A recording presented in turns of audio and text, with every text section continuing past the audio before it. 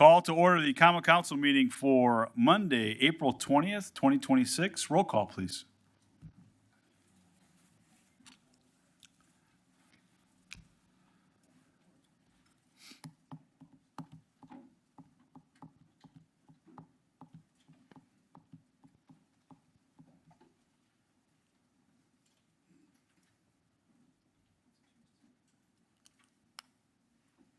Let the record reflect that a quorum is present and everyone is here.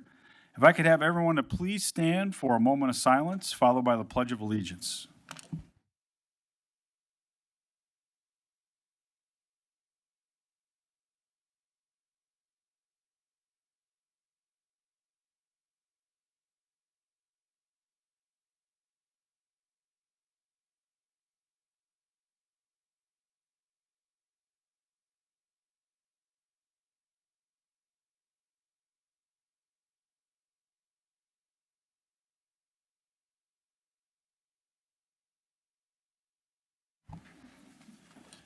Can I get a motion for approval of the minutes of the meeting held April 6, 2026? So moved. It's been moved and seconded to approve. Any changes or corrections? Seeing none, all those in favor say aye. Yeah. Any opposed? Motion carries. At this time, as soon as I find the right button, at this time, I would like to call up Anaya Cunningham to the podium, please.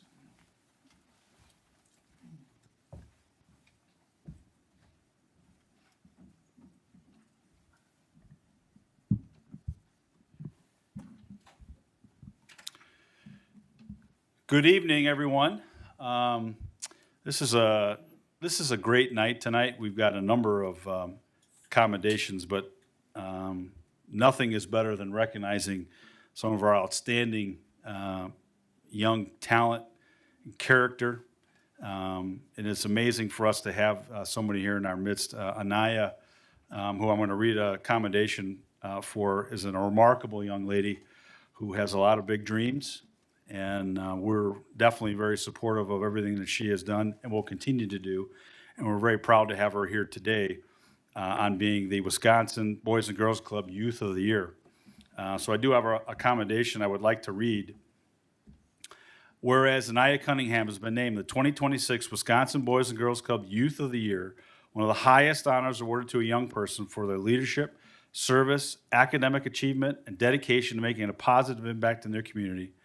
And whereas this distinction, recognition reflects Anaya's outstanding character, determination, and commitment to personal growth, as well as her ability to inspire and uplift those around her. And whereas Anaya has also demonstrated exceptional achievement in athletics, earning all-state cheer honors in 2024 and again in 2026, showcasing her dedication, teamwork, and perseverance both on and off the field. And whereas in recognition of her excellence in academics and athletics, Anaya was named Student Athlete of the Year in 2024, further highlighting her ability to balance scholarship success, scholastic success, with extracurricular accomplishments. And whereas Anaya consistently demonstrates responsibility, leadership, and commitment to excellence, serving as a positive role model for her peers and younger students while representing her school and community with pride and integrity.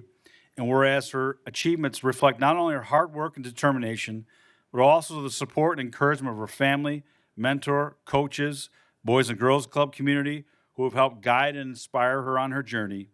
Now, therefore, I do hereby commend Anaya Cunningham for being named the 2026 Wisconsin Boys and Girls Club Youth of the Year and for her outstanding achievement in academics, athletics, and leadership. And I extend my sincere congratulations and wish her nothing but continued success in her future endeavors. Congratulations.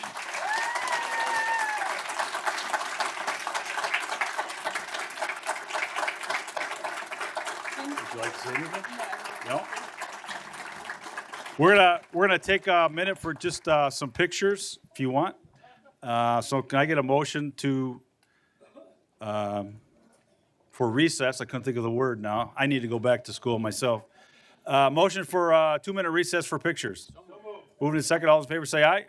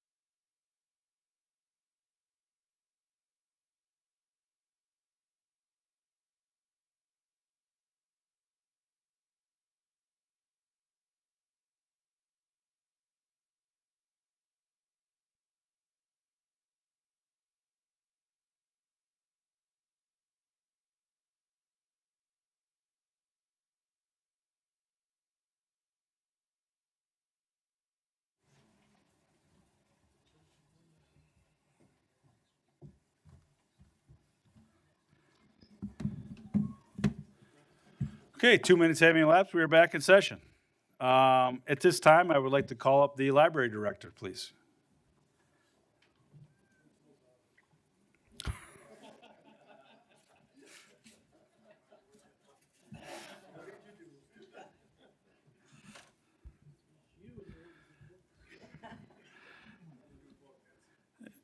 I'm sorry, the gentleman from the 5th has many overdue books, and we're going to call him out here now. Amongst many things, again, I've talked a lot recently about what makes this community so special. And there's a lot of things that do that. But one of the things that I am most proud of, and I know that Sarah would agree with me, is our outstanding library systems. And talking with Sarah, and obviously not being born and raised and lived in this community and having traveled, knows firsthand just how important it is to have a fully funded, a library system that is supported by the administration, by council, as you all have, and you all have continued to support our library functions and all the things that they do, but also looking at how we can continue to better serve our community and ensure that they have the resources that they need. You know, a library is, somewhere, it's not just to check out a book, it's a place to learn, to experience, and to have fun. And we do that here in Kenosha. And in recognition of this being National Library Week, I also have a proclamation here. Buckle up, it's going to be a long one here tonight. Whereas the City of Kenosha proudly maintains and operates the Kids Library at Uptown Lofts, the Northside Neighborhood Library, the Simmons Neighborhood Library, the Southwest Neighborhood Library, and the Uptown Neighborhood Library, and the library discovery buses in the City of Kenosha. Whereas libraries serve as a vibrant community hub, connecting people with knowledge, technology, and resources while fostering civic engagement, critical thinking, and cultural enrichment. And whereas libraries provide free and equitable access to books, digital tools, and innovative programming, ensuring that all individuals, regardless of background, have the support they need to learn, connect, and thrive. And whereas libraries partner with schools, businesses, and organizations to maximize resources, increase efficiency, and expand access to essential services, strengthening the entire community. And whereas libraries empower job seekers, entrepreneurs, and lifelong learners by providing access to resources, training, and opportunities that support career growth and economic success. And whereas libraries nurture young minds through story time, STEM programs, and literacy initiatives fostering curiosity and a love of learning that lasts a lifetime. And whereas dedicated librarians and library workers provide welcoming spaces that inspire discovery, collaboration, and creativity for all. And whereas National Library Week has been annually celebrated in April since 1958, it was designed to encourage lifelong reading and boost support for libraries during a time which Americans were shifting to television and radio. And whereas libraries, librarians, and library workers across this country are joining together to celebrate National Library Week under the 2026 theme, Find Your Joy. Now, therefore, I, David F. Bogdala, Mayor of the City of Kenosha, do hereby proclaim April 19th through the 25th as National Library Week in the City of Kenosha, and I encourage all residents to visit their neighborhood library, explore its resources, and celebrate all the ways that library helps our community find joy. Congratulations. Thank you.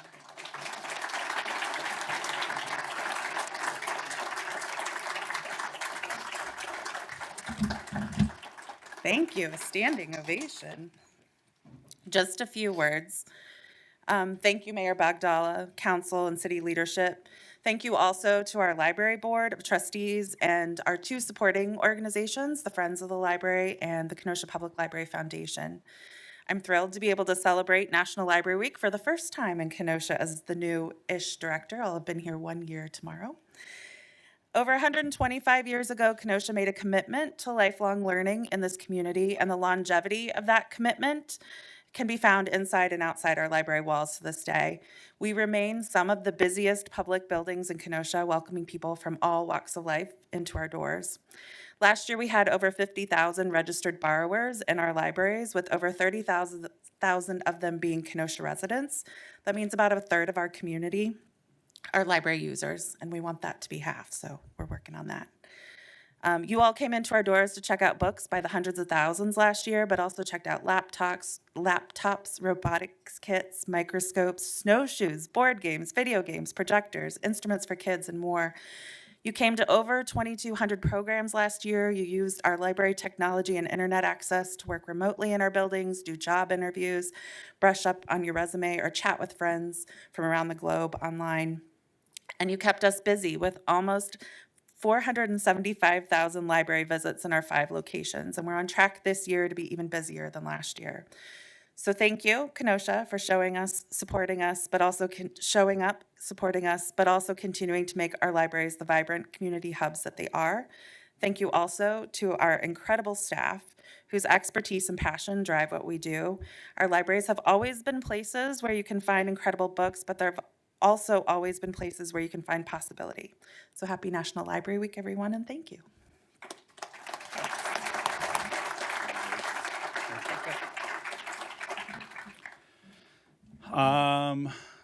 Next, at this time, I'd like to call up City Administrator John Morrissey, please.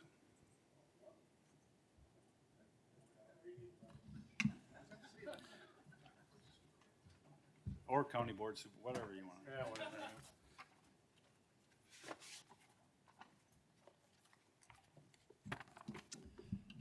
Thank you, Mayor. I appreciate it. If I could, for those of you that are in the audience that are on the Hometown Heroes Commission, would you please stand, the board members, for us? Jack, I think you're on the board yet? Another day here? One more day. Just want to give these guys a round of applause. They, every year, meet at least 4 times a year, sometimes more than that, and they pick our hometown heroes. And interestingly enough, Mr. Rose, would you please come up here? You've been selected as the first quarter hometown hero for 2026.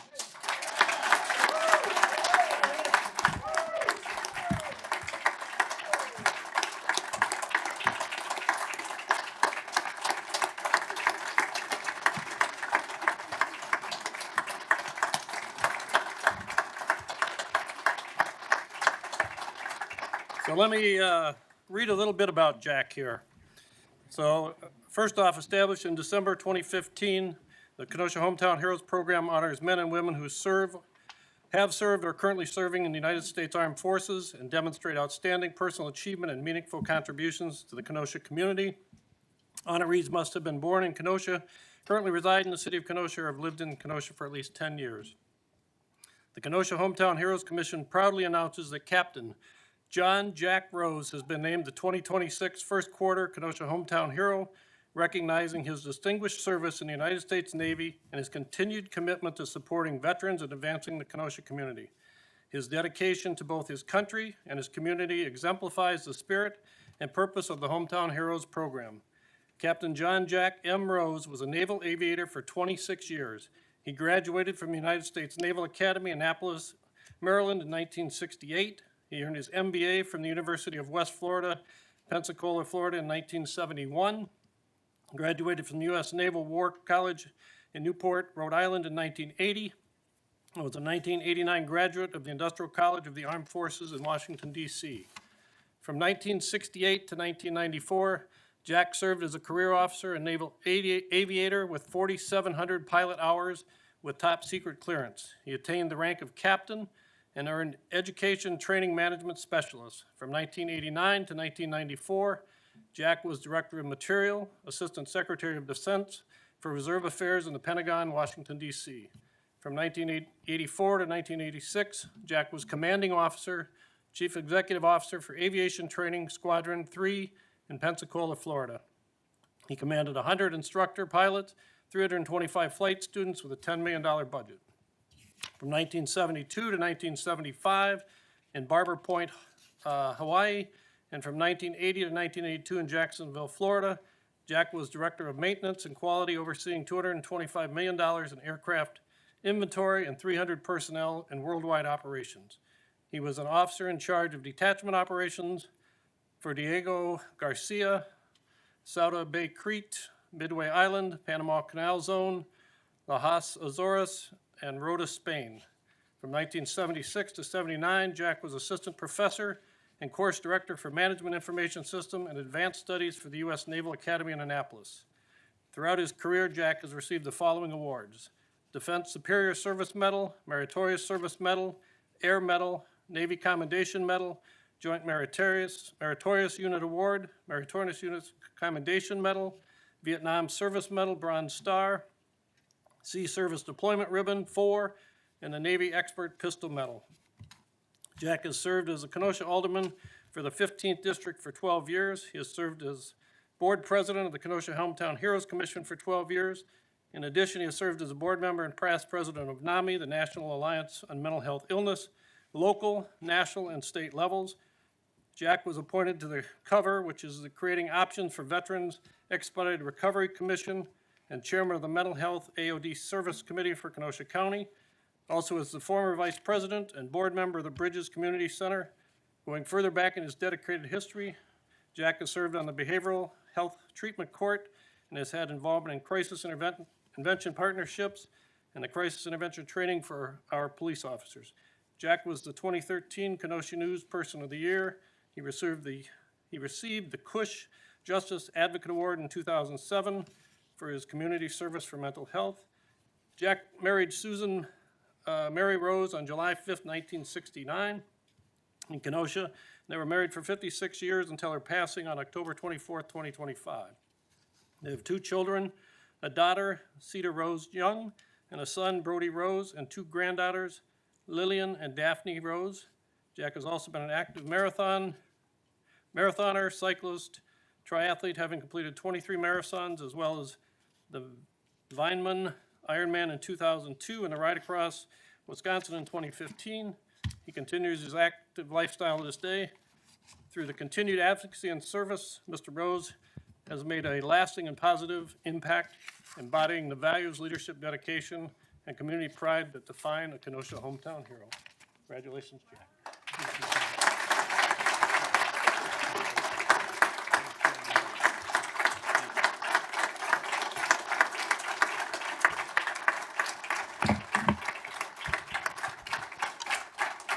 Thank you.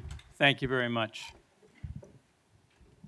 And I'm very humbled by this. And thank you for everyone that's here tonight. And this means an awful lot to me. And I think we all try to do our best. And I firmly believe that the toughest job in the Navy is a Navy wife. And I've been a lucky guy, and I had one of the best. And so she's with us tonight. God bless you, Buns. And she's watching over all of us.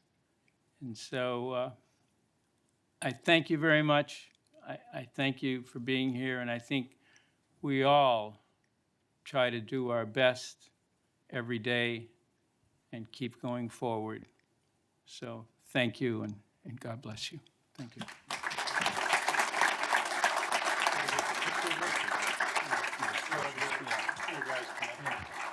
Can I ask for 5 minutes for a recess for pictures? Moving to second, and all those in favor say aye. For those who want to come and take pictures, let's line up. Get the commission up here with you. Yeah. Go this way. Okay. You want just right here, wherever. What, here, there? Over there. When you're done, take as many Okay, pictures all as right. you want. Please exit through the back. Decision. Come on. Where are we gonna go? Right here. Okay. Go this way.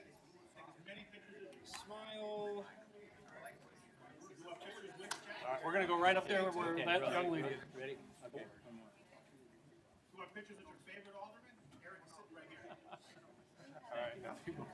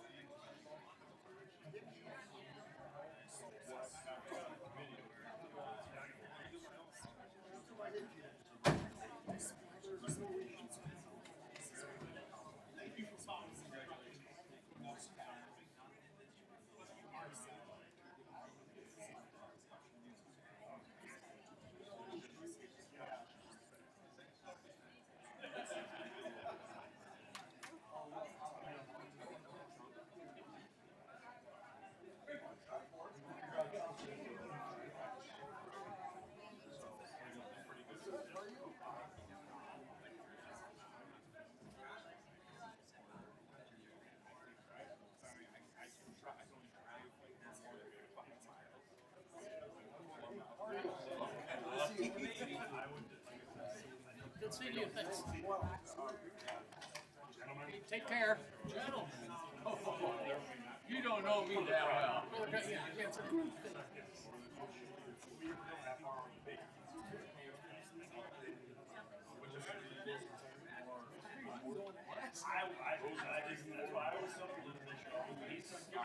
He's still on the council board. Yes, he is. He's not going to be on the council anymore. Today is his last day.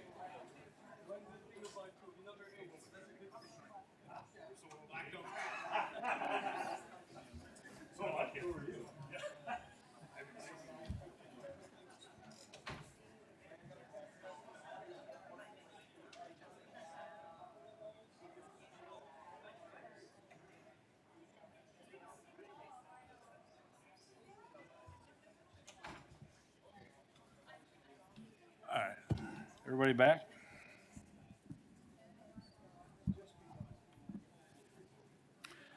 Okay, 5 minutes having elapsed. We are back in session. And at this time, I would like to call up the gentleman from the 14th and the gentleman from the 15th.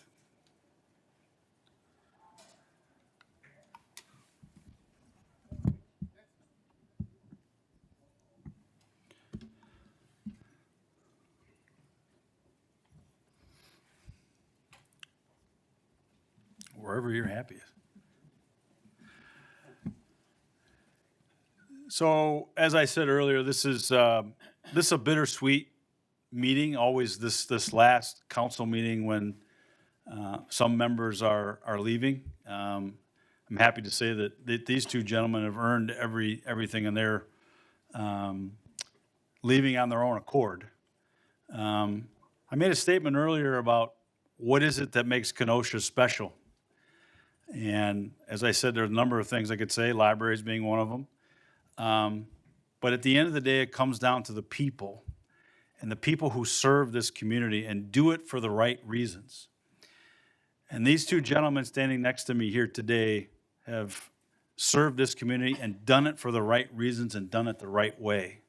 They did it because they cared about their city, they cared about their neighborhood, they cared about people, and they wanted to represent them in the best way, in the most honorable way. And I can't think of two individuals who are more humble, who have more integrity, and who have more dedication than these two gentlemen who are standing here next to me today. So while I'm somewhat sad to see them go, but as I think you see on your agenda tonight, one of them ain't gonna go too far away. He's got some committee posts, and based on my conversation, I would expect subsequent meetings to see some other ones for this guy to my left. Because even though they may decide that they're no longer going to be an alderman anymore, but their dedication and their commitment to serve speaks volumes of them. And I just want to say, on behalf of this city, thank you to Jack, thank you to Kenny for your years of dedicated service to this community. You are two of the most humble and honorable people I've ever met. We're going to miss your leadership here on council. We're going to miss your excitement, your dedication. But I'm looking forward to what is to come, and maybe even coming back. Should the things change down the road, and I would welcome that. But you two have been great friends. You have been outstanding leaders for this community, and I just can't thank you enough. And I want to present both of you with commendations, highlighting your number of years of dedicated service to community. You are great friends. We love you, and we're going to miss you, but I know you won't be too far away. Congratulations. First, to Alderperson Kenny Harper. Congratulations. Thank you, sir.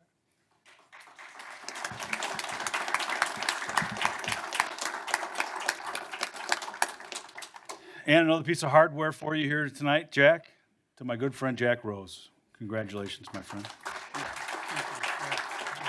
You guys want to say anything? Go ahead.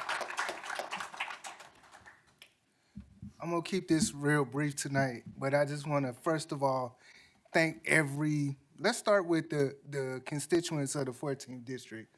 Without them having faith in me and electing me, I wouldn't be standing here today. So I first of all want to thank my constituents who trusted me and had really been a backbone for what I do. I love this city, and I'm probably gonna never stop loving this city. And to my colleagues, each and every member of City Council, each and every staff member, and each and every person I encountered along the way of my short journey, I want to thank you all. I said earlier that I walked in here as a novice, not knowing anything, and each and every one of you embraced me, answered my questions, opened your arms, gave me advice. I happened to get the luckiest seat on council because I sit next to the gentleman from the 13th. And then I get a chance to sit next to the gentleman from the 15th. So whenever I had a question, it was just a matter of which side I was going to lean to get the answer. But I really want to thank you guys. It has been a pleasure to serve you. And I'm not leaving. I'm just stepping back a little bit. So whenever you guys need me, my phone number is still going to be the same. And I look forward to working with you all and continue to make this city as great as it always has been. Thank you.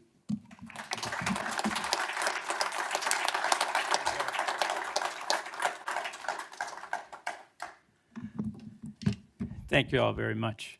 This has been quite an evening, and it's been quite a ride for 12 years. And right at the top of my list, I need to thank the constituents of the 15th District who, through their votes, allowed me to have the seat on the City Council. And I've appreciated the help of all my colleagues.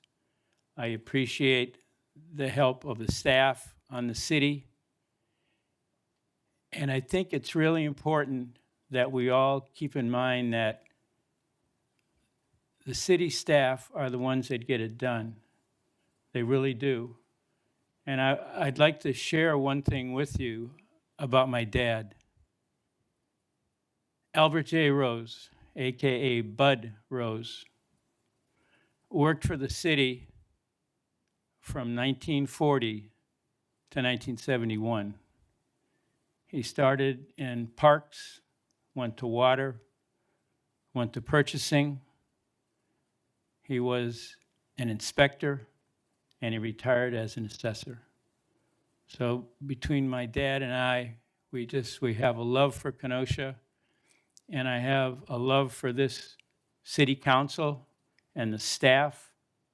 And I just wish you all the best in the future, and y'all keep an eye on that target, because we're doing an outstanding job. We have outstanding leadership, and let's just keep up the good work. Thank you very much.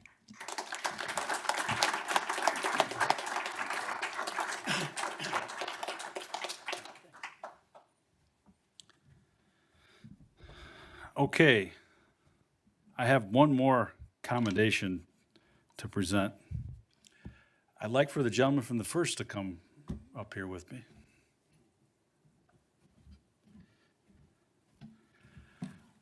Told you I didn't go through hair and makeup. You weren't supposed to do anything like this. So I do have a little special commendation from my good friend from the fifth, or from the first. It's We're easily confused, Your Honor. well, he had a hand in this as well.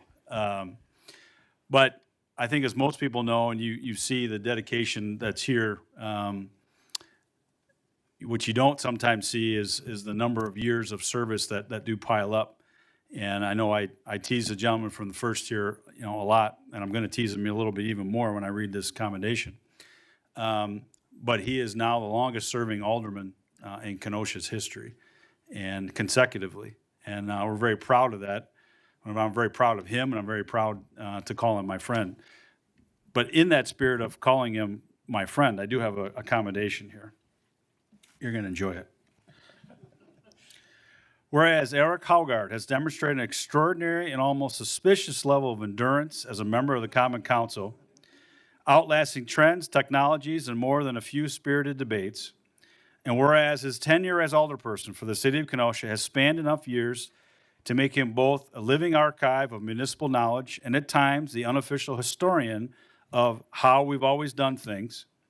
And whereas through countless meetings, motions, second motions, and the occasional motion to reconsider a motion, Eric has remained a steady presence, proof that persistence is in fact a superpower. And whereas his dedication to his residents of Kenosha have been matched only by his ability to remember past ordinances, past discussions, and perhaps even more than the one missing file from 2003 ended up. And whereas colleagues, past and present, have come to rely on Eric not only for his institutional knowledge, but also for his good humor, patience, and willingness to explain once again why something was done that way. And whereas in a feat of rivaling his longevity in office, Eric's famously thick mane of hair has remained a steadfast and inevitable constant, serving as a symbol of resilience, distinction, and perhaps a closely guarded secret worthy of his own proclamation. And whereas it would be impossible to recognize Eric without acknowledging his amazing mother, MJ, whose lifelong commitment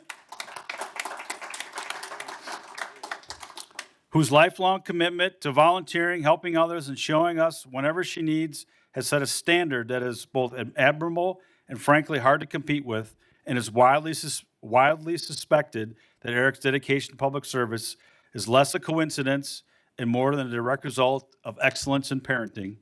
Now therefore be it commended that the city of Kenosha proudly recognizes Eric Haugard as the longest-standing member of the Common Council, celebrating his years of service, his commitment to the community, and the remarkable ability to keep showing up, meeting after meeting, year after year. And be it further commended that we extend our gratitude for his dedication, his resilience, and his continued willingness to serve, proving that while terms may come and go, Eric Haugard and his legendary hair remain constant. Congratulations, my friend.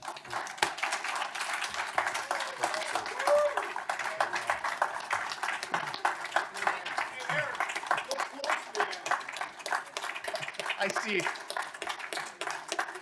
Put your heads together for contrast.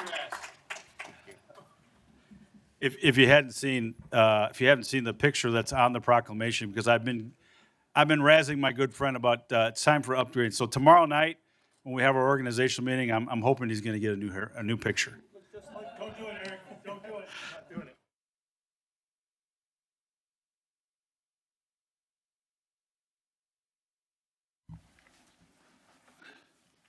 Okay, please continue.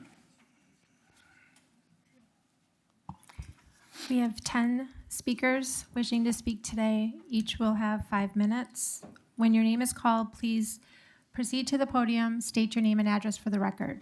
First speaker is Marita Huff. Hello, my name is Marita Huff, 7939 34th Avenue, and thank you, all you very notable dignitaries. Wonderful.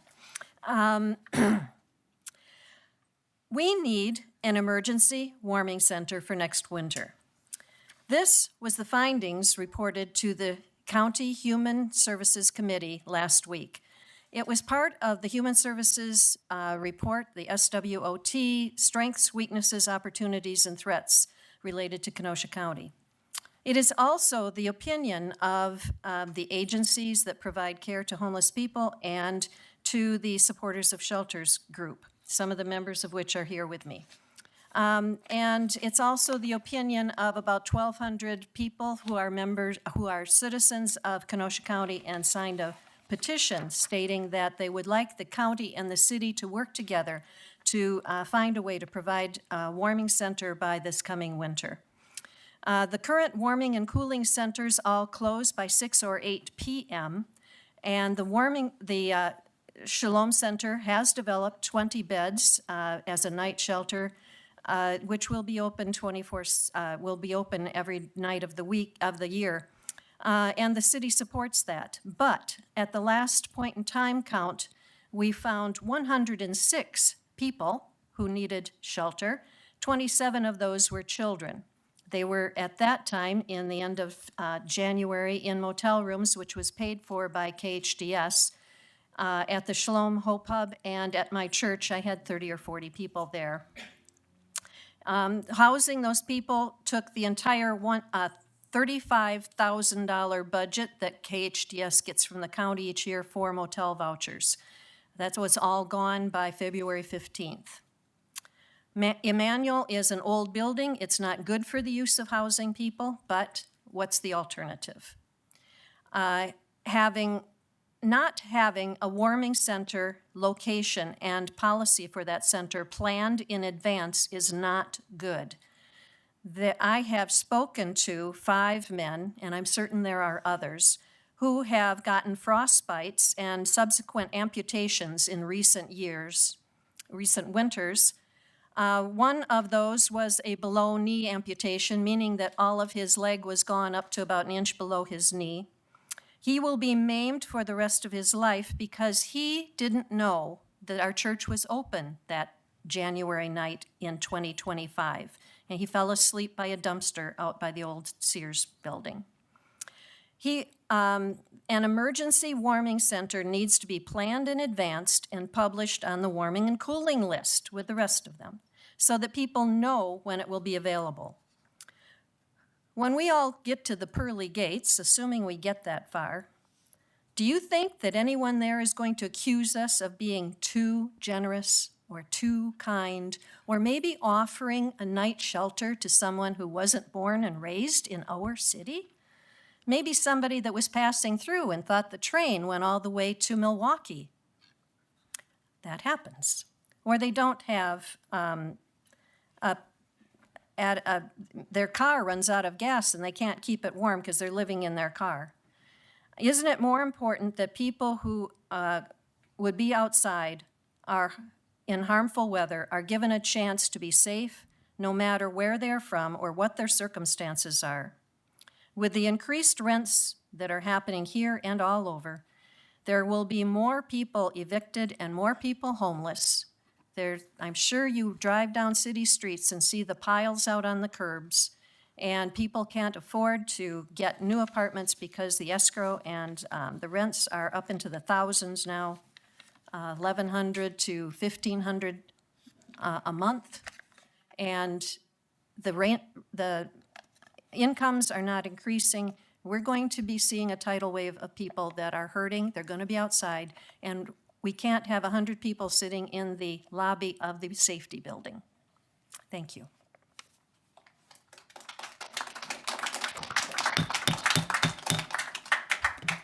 Folks, I'm going to ask very politely, we do not allow clapping, jeering, any responses. It takes away from the time, so I would just ask you, please hold all of your applause or jeering or anything, any comments, so we can get as many people to speak tonight as we can. Thank you. Next speaker, Christopher Lyons.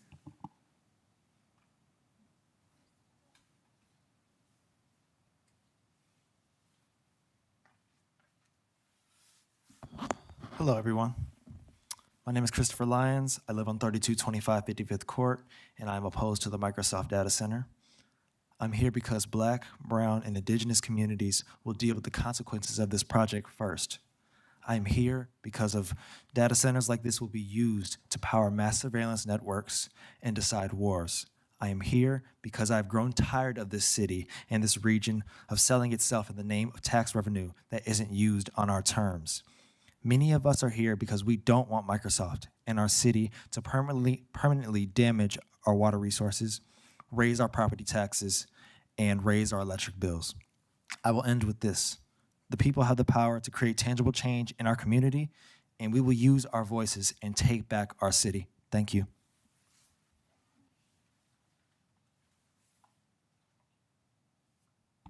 Naim Rahman.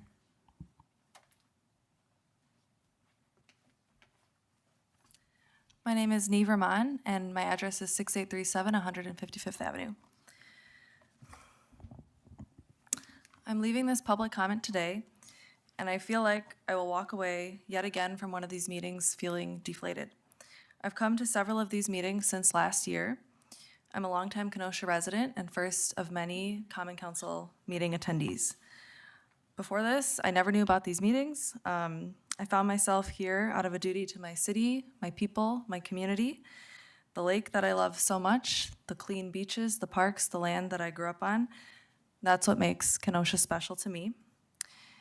I and you all have heard all the stats, every angle: electric bill increases, noise pollution, home value decreases, increases in property taxes, the contamination of Lake Michigan and our natural resources, the adverse health effects on humans and animals, the lack of job creation, rather the opposite. This is AI we're talking about. I don't need to repeat all this. The information is out there everywhere. I don't want to leave another meeting feeling ignored, with no new information and not one professional in this room who cares to say anything. Say something, literally anything. There has been nothing but resounding silence. Are we only privy to updates once it's too late? I'm staring at a body of people who respectfully are much older than me. And respectfully, many of whom won't be here long enough to deal with the long-term consequences of their decisions today. But who I'm assuming have kids, grandkids, who will be. With your age and experience, I hope comes wisdom. Not selfishness, not apathy, not carelessness. I would think that the appointed leaders in our community would be excited with the outpouring of public attendance to these meetings. I would think that these leaders would not sleep on this opportunity to understand their constituents' perspectives, to utilize each of their backgrounds and unique skill sets, to answer questions, to bridge the divide in transparency, to offer support to their community, not simply to follow a biweekly protocol that says they must listen but not respond, to let people know that they're not only being heard but being listened to. I've sat in one too many of these meetings to continue being silent. I'm truly exhausted by the continuous news cycle of bad news all around, and the continuous feeling of hopelessness as our leaders on a federal, state, and local level seem to continue to turn a blind eye to the people that they serve. So I and we are asking you today to please be the one piece of good news to not only listen, but to act, be the difference that this community needs. You have the choice to decide what your legacy will be. Thank you. Gail Gonzalez.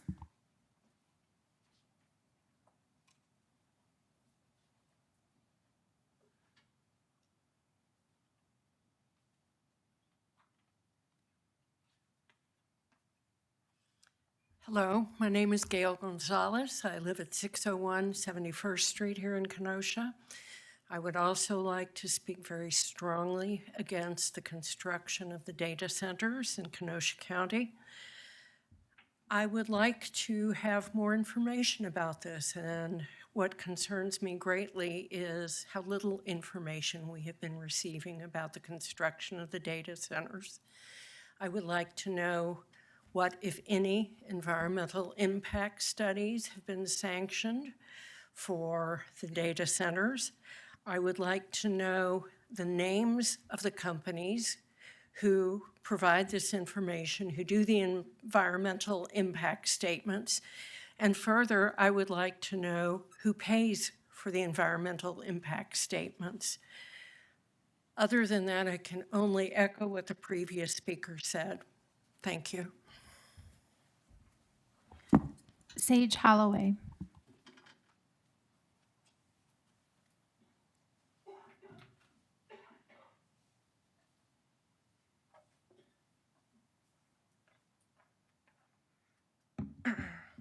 Sage Holloway, 4500 10th Avenue, Kenosha. And I am also here once again to talk about my opposition to the data center proposed in Paris, Wisconsin. Microsoft has insisted that they only want to proceed with this development in any communities that welcome them. And my question for Microsoft is, how can they possibly know whether we welcome them? They're not sitting in these rooms with us. I'm here. A lot of other people are here. A lot of people stood outside for an hour in the cold to a bunch of honking cars running down Sheridan Road. And Microsoft honestly just doesn't care, even if they did know. They don't care if they're welcome. They care if they can get away with it. For example, one thing that they like to sell a lot is this closed-loop system, which the selling points are very tempting. It uses less water, a lot less, true, but it also does require more electricity. According to the Lawrence Berkeley Lab, 92.5% of the water consumed by data centers was not in the direct operation of the building itself, but rather in the indirect cost, the cost to our electrical grid. Now, the Public Service Commission has not yet voted on the We Energy's rate case. They basically, I think they're supposed to by May 1st. But the proposal seeks a 14% residential electric rate hike by 2028. And meanwhile, We Energies assures consumers that our rates will not be affected, which is blatantly contradicting the fine print of the case. I'm sure a few of you know a little bit more about that. In communities around the nation, the perpetual whir of turbines drowns out the sweet sound of bird song as citizens don noise-canceling headphones simply so they can bear to fall asleep. Parents are afraid to let their kids play outside due to poor air quality.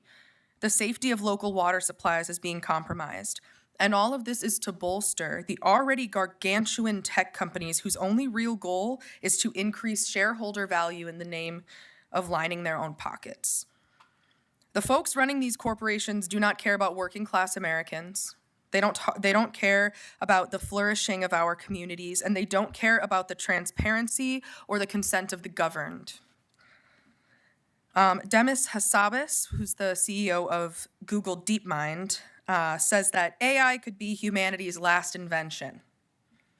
I've said that before at these meetings, but I think it bears repeating, because that's someone from the inside saying the quiet part out loud.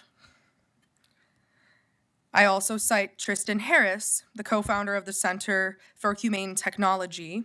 I think he has a great perspective on this. He has been employed at companies such as Google and has dedicated his life to working for more humane use of technology. He says, "We are worth more when we are addicted, outraged, polarized, disinformed, and so on, than if we are actually a thriving citizen who is critically examining his or her own choices and trying to make do in the world." He goes on to say that these companies are trying to colonize all of human interaction. Now, this might be getting broader scope than this one AI data center in Paris, Wisconsin.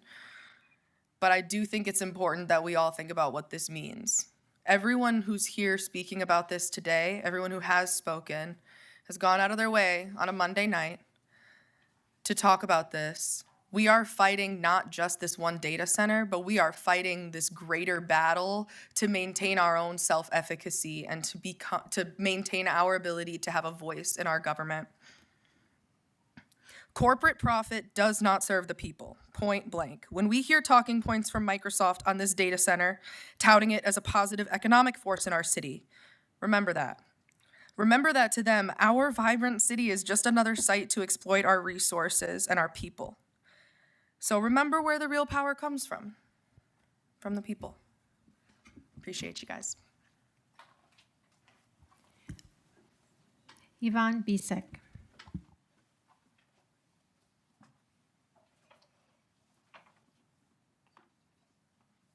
I need to lower this microphone. There we go.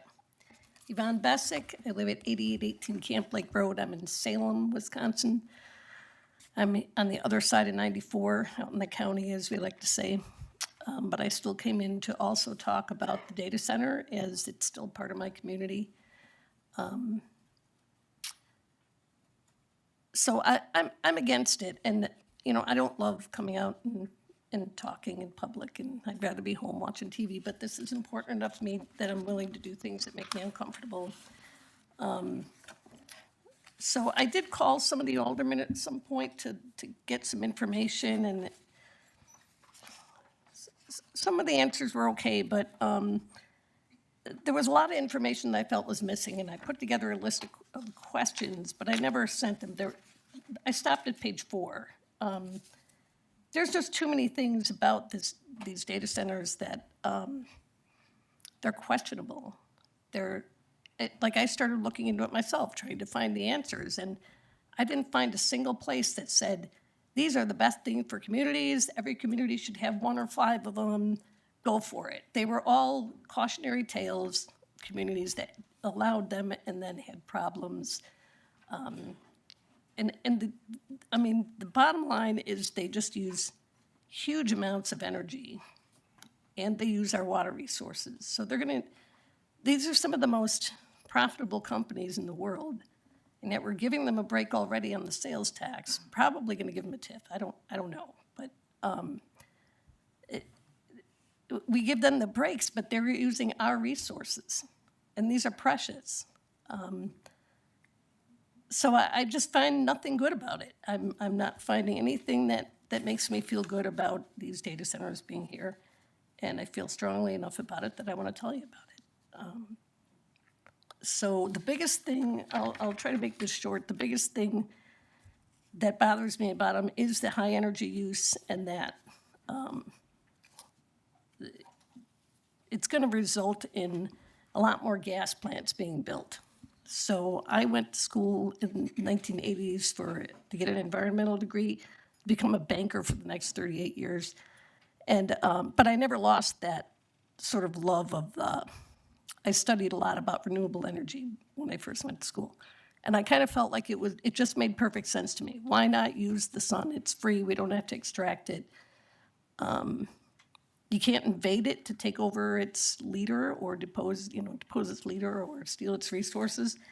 And so I finally saw progress being made towards renewables, and then these gas plants or these data centers come with these huge energy demands, and all of a sudden they're dropping a lot of that and they just want to build gas plants. And the methane from gas plants is 80% worse than just carbon.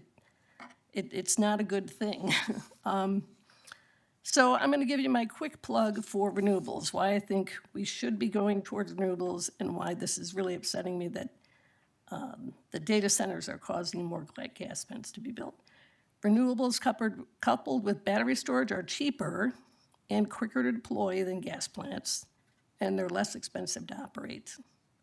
The sun and wind aren't just variable, aren't subject to variable national and global commodity markets. In banking, we always took commodity risk into account, and renewables are the clear choice from a risk perspective. With the higher energy use that's going to be needed, the gas prices are going to be even more expensive. The sun and wind don't need to be extracted and burned over and over to produce more electricity. Once the solar panels are in place, the sun shines on a piece of glass and it's converted to energy and it doesn't have to continue to be extracted over and over. That makes good sense to me. Solar and wind, it adds to grid reliability. The sun itself is a reliable energy source. And again, Ma'am, you finally, have no 30 one can invade the sun. Ma'am, you have 30 seconds. So actually, I think I can wrap up with that. I do hope that you continue to listen to the people that are here to speak against the data centers. Thank you. Julia Alberth.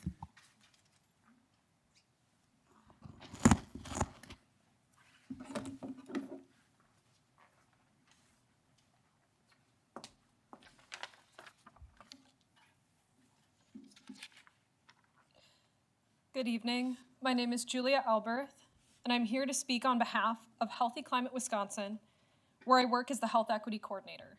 Ma'am, please state your address. I'm not a Kenosha resident. I'm here speaking on behalf of Healthy Climate Wisconsin. We are a statewide nonprofit of 1,400... Ma'am, we still need your address for the record, please. 1740 West Meyer Lane, Oak Creek. Thank you. Healthy Climate Wisconsin is a statewide nonprofit of 1,400 health professionals, including doctors, nurses, physical therapists, community health workers, and public health, all coming together to advocate for climate action because we recognize that climate change is a public health emergency and that will have long-lasting impacts on the patients and communities that we serve.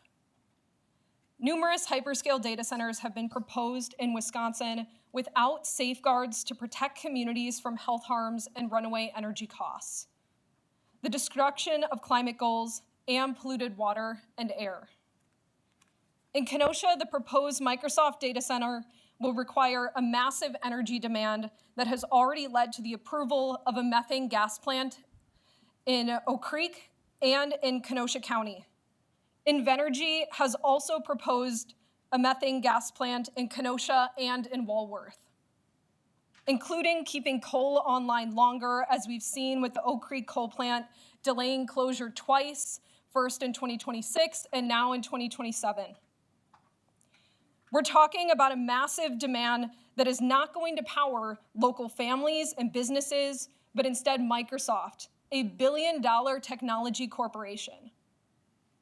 Local communities just trying to feed their families and pay rent should not have to subsidize Microsoft. We Energies, Microsoft, and local officials promise us that our energy bills will not rise, but we know that this is not true. We Energies has already proposed a 14% rate increase by 2028. And the We Energies rate case has Wisconsinites paying for 25% of data center energy costs and 100% of the fuel costs. When the AI data center bubble pops, we'll be left paying for the stranded infrastructure. The pollution from these plants will harm our health. Kenosha County already suffers from poor air quality, with ozone pollution so severe that it actually violates the Clean Air Act. Ozone is invisible, so many people don't realize that the illnesses that our neighbors struggle with are preventable. The Paris methane gas plant will result in $26.4 to $47.4 million in health costs every year. And the pollution emitted during the lifetime of the facility will cause approximately 48 to 87 premature deaths, 165 cases of asthma onset, 27 heart attacks, and 54 emergency room visits. And as I mentioned earlier, the second gas plant proposed by Invenergy in Kenosha will be 1.2 gigawatts. That will be the second largest gas plant in Wisconsin, right here in Kenosha. Proposed purely to supply power to the Microsoft data centers. It is also too early to understand the full impacts of the data center on our water. Lake Michigan is a precious and finite resource, and we need to protect it. Across the nation, we hear reports of people who live near data centers reporting that their wells have fried up and the water quality has diminished. We need more time to research the impacts and institute the appropriate guardrails. Our neighbors in Mount Pleasant are already raising the alarm bells about the harms caused by data centers. Residents there have reported a constant hum coming from the facility that sounds like a plane flying overhead that never leaves. It has interfered with their sleep and it harms their mental health. Healthy Climate Wisconsin is calling for a statewide moratorium on data centers. Ma'am, you have 30 seconds. Until the appropriate guardrails can be implemented to protect residents. I ask that you listen to your community members about the serious nature of Microsoft's data center proposal and prioritize public health in your decision making. Thank you. Kurt Kesser.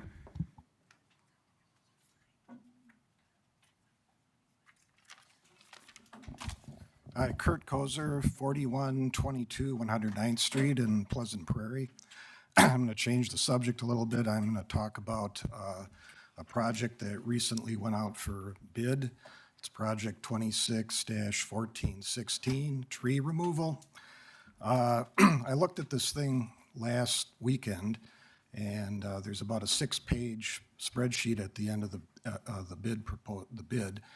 And one tree in particular stood out to me. It's a tree at 7830 Pershing Boulevard. It's a very old oak tree, 52 inches in diameter. So based on conservative estimates, using a factor of 4 times the diameter, this tree is likely over 200 years old. And I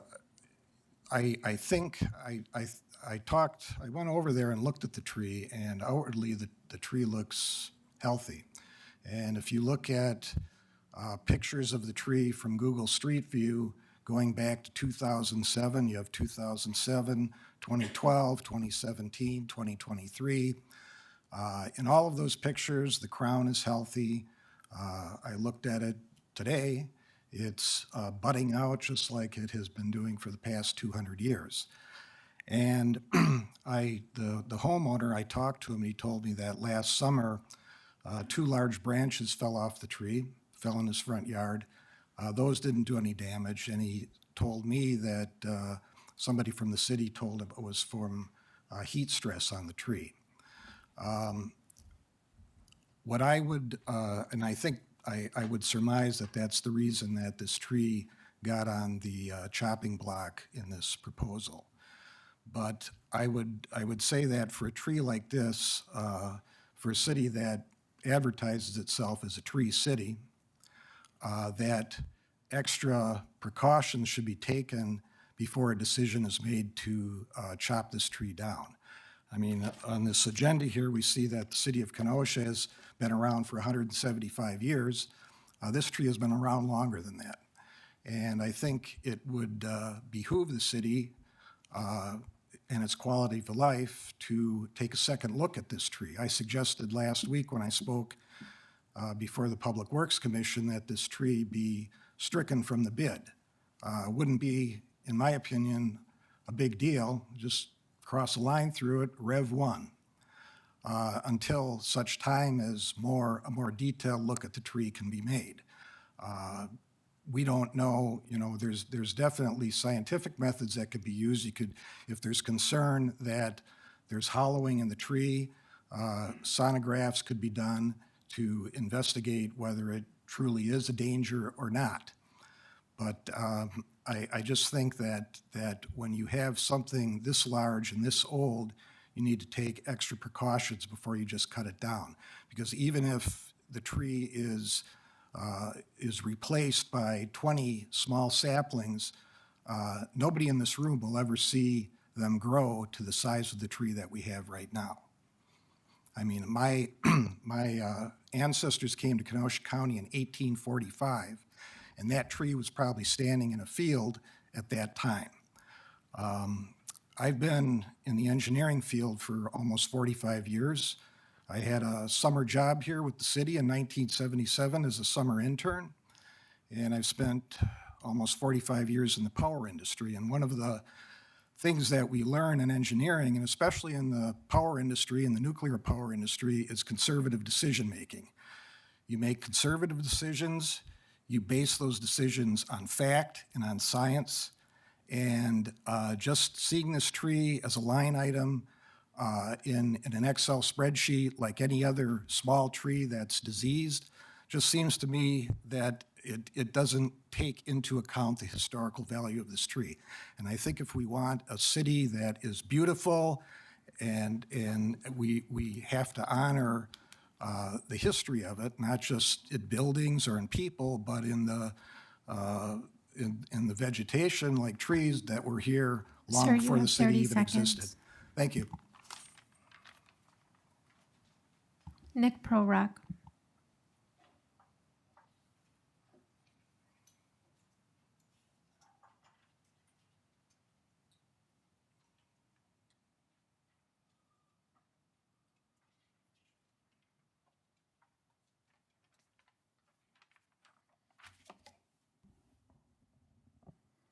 Nicholas Prorock, 8858 Sheridan Road. What would you do for $9 million per year? Would you ignore 5 months of citizen comments? Would you ignore the concerns of residents who speak from many real-life experiences that they've heard from other people in other cities that already have a data center? Would you ask your residents to pay $18 million more in electricity bills per year because you can't take that money from them directly? Would you let other municipal bodies know that they would see an increased budget if this project passes so that they can get on board? When residents ask for more information about the project, would you hand them a sales pitch that was written by Microsoft instead of a well-balanced, weighted, and well-researched counterpoints that naturally come with pros and cons of every building project? What would you do for $9 million per year? Would you sign a non-disclosure agreement so you wouldn't have to share information with the public? Would you meet privately with trillion-dollar companies and take private data center tours while you ignore the voices of the people you represent? Would you give the state of the city address and not mention the project that started in 2024 and with votes expected for the continuation of the building in 2026? Would you completely leave that out of your state of the city address? Would you allow the dumping of toxic waste into Lake Michigan if it was deemed necessary because it's too costly to find a permanent, long-term, zero-impact solution? Would you pass resolutions to increase the limits for toxins into Lake Michigan? Would you lower the quality of water, just like they want to do in Ohio? When you answer these questions, and if the answers are yes, the next question you should ask is, why are you doing that? If the answer is for $9 million per year, I think you're missing the mark on how you're supposed to best represent the people that you represent. How are you going to protect us? Be more transparent, do what's right, pass a moratorium. Thank you. Greg Kishline.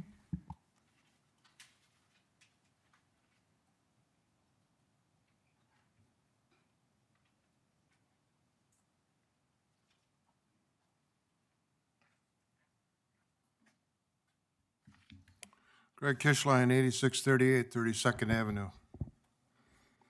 And I would like to talk about presidential overreach tonight in King George. Collectively, American voters and our elected federal officials have abandoned their responsibilities. Voters have ceased to inform themselves about history, current issues, and the candidates that aspire to office. Elected officials don't remember their obligations once elected. I'm talking about federal officials, generally speaking. Both groups are unaware that each one is a steward of the principles that a democratic republic is built on. And those principles have been squandered. Voters buy into lies offered by candidates without any fact-checking. We end up with a George Santos of all presidents, to whom the Constitution is an irritating obstacle. I don't know anything about Project 2025. We won't touch the East Wing. It's a military incursion, not a war. Incidentally, Santos was profiled in the North Shore Leader, Long Island's newspaper, 6 weeks prior to his election. Apparently, reading there is a lost art. Trump has installed the authors of Project 2025 as heads of major federal functions. For information, Project 2025 reorganizes federal government under a concentrated executive authority and removes the check and balance powers of the other two branches. 2025 author Russell Vought now leads the Office of Management and Budget, but he has no idea what the Iran war is costing per day. Meanwhile, Trump is spending money, cutting benefits to the needy, and absolving the rich of taxes at a rate that causes inflation, consumer prices, and the national debt to skyrocket. $10 trillion in Trump's tax forgiveness since 2017. Tax forgiveness means you don't have to pay. Those are lost revenues, never sees the Treasury. He's never cared about bankruptcy, his own or the nation's. A quick history refresher. After the Stamp Act and the Boston Tea Party, angry British troops headed for Lexington and Concord in April 1774 to suppress the colonial militiamen there and destroy their guns and powder. But the Americans were forewarned by Paul Revere and two others. By mid-morning of April 19th, 300 British regulars reached Concord, but they were outnumbered by 400 colonial militiamen. Soon, the British pulled back to the main body of their troops, still in Lexington. The British regulars then headed back to Boston, but by then, militiamen had converged on their route. The regulars had been awake for almost 2 days with only a short rest, and they were tired. Militiamen fired at them, not in organized lines as soldiers were accustomed to, but in the style they had learned from the indigenous Americans, shooting from behind trees, houses, and the glacial boulders that littered along the road.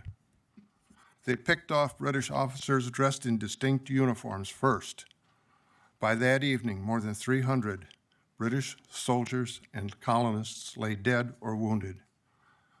Even before the British soldiers made it back down the battle road from Concord on April 19th, militiamen from the Massachusetts countryside, both white and black, free and enslaved, furious that soldiers of their own government had shot at them and killed their neighbors, rushed towards Boston. Colonials laid siege to the soldiers and the British officials there. By the next morning, more than 15,000 militiamen surrounded the town of Boston. The Revolutionary War had begun. Just over a year later, the fight Sir, you have 30 seconds. that started over the question of whether the king could be checked by the people would give the colonists an entirely new and radical answer to that question. On July 4th, the colonials declared that the people had the right to be treated equally before the law, and they had the right to govern themselves. We all owe a debt of stewardship to that heritage. Meanwhile, the American Revolution became King George's legacy. So we say, no kings.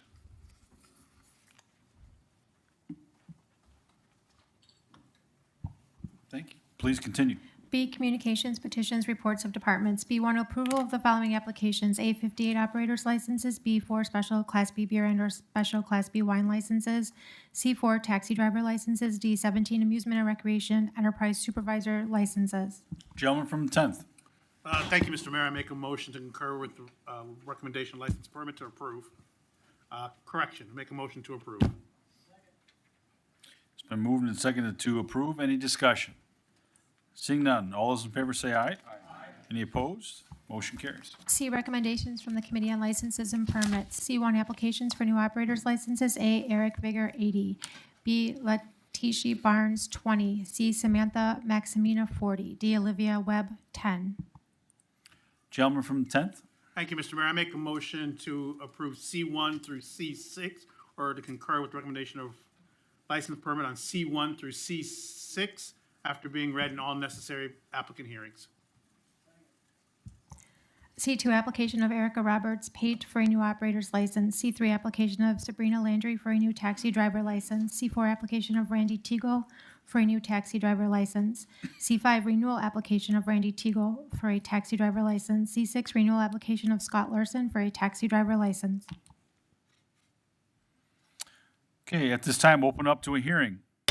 Anyone here to speak on C1 through C6, please come forward, state your name and address. Anyone here to speak on C1 through C6? Good evening. My name is Eric Vigor, 5320 Charles Street, Caledonia. I'm here to answer any questions you may have for me. Thank you. Thank you, sir. Anyone else on C1 through C6? Anyone else? Anyone else? Seeing none? Randy Teagle, 7304 40th Avenue, Kenosha, Wisconsin, and I'm just here if you guys have any questions. Thank you, sir. Anyone else on C1 through C6? Anyone else? Anyone else? Seeing none, close the hearing. Motion on the floor is concurrence in C1 through C6. Any discussion? Seeing none, all those in favor say aye. Aye. Any opposed? Motion carries. C7, application of Oriental Inn Kenosha LLC for an outdoor dining area with extension license located at 5030 6th Avenue with no adverse recommendations from the police department. Gentleman from the 10th. Thank you, Mr. Mayor. I make a motion to concur with the recommendation of license permit to approve.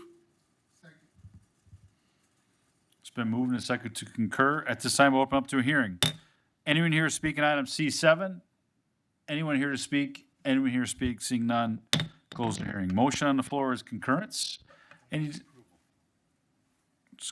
wasn't concurrence, Mr. Chairman? Yes, sir. Thank you, sir. Seeing none, all those in favor say aye. Aye. Any opposed? Motion carries. C8, applications for a new parklet temporary outdoor extension with no adverse recommendations from the police department. A, Kiowa Inc., 512 56th Street. B, Kavalauskas LLC, 5712 6th Avenue. C, Rustic Ventures LLC, 5706 6th Avenue. D, Slip 56 Inc., 506 56th Street. E, Olafson and Porter Vintage Goods LLC, 5000 7th Avenue. F, Slores Group, 5703 6th Avenue. G, Cutstone Foods LLC, 5925 6th Avenue A. Gentleman from the 10th. Thank you, Mr. Mayor. I make a motion to separate C8 A, B, D, E, F, and G. So you want to separate C, is that right? Yes. Okay. And then, Mr. Chair, I'd make a motion, Mr. Mayor, I make a motion to approve. Well, hang on one second. Okay. There's a motion to separate C8C. Is there a second? Been moved and separated, separate C8C. Any discussion on that motion? Seeing none, all those in favor say aye. Aye. Any opposed? Gentlemen, Mr. Chairman? Thank you, Mr. Mayor. I make a motion to approve C8 A, B, D, E, F, and G. Okay. On your laptop, sir? Moved and seconded to approve items C8, A, B, C, D, E, F, G. At this time, No, open it. sir. No, sir. Not C, sorry. Not C, sir. Everything but C. But we'll open up to a public hearing on everything. At this time, open up to a public hearing. Anyone here to speak on C8? Anyone here to speak? Anyone here to speak? Seeing none, close the hearing. Motion on the floor is everything except C. Any discussion on that? I see a couple lights. Is it on that motion? Okay. Sure. Gentleman from the 5th. Thank you, Your Honor. When we started this years ago, I thought it was a good idea, but I think it's out of control right now. We're losing parking spaces left and right. If math is correct, we're gonna lose 10 more parking spaces downtown. Parking's a premium right now downtown. Business is booming. I have a problem with this. Most of these people have outdoor extensions to start with, but now we're putting them in the road also. Something to think about. Thank you. Thank you, sir. Gentleman from the 11th. Yes, I would have a no vote on all the parklets. Okay. Well, you'll get a chance here to make that case in just a second. Anyone else on item C8, everything but C? If not, motion on the floor is approval of everything but C. All those in favor say aye. Aye. Any opposed? 2 no votes. Gentleman from the 10th, do you have a motion on C? Thank you, Mr. Mayor. I make a motion to approve C8C, please.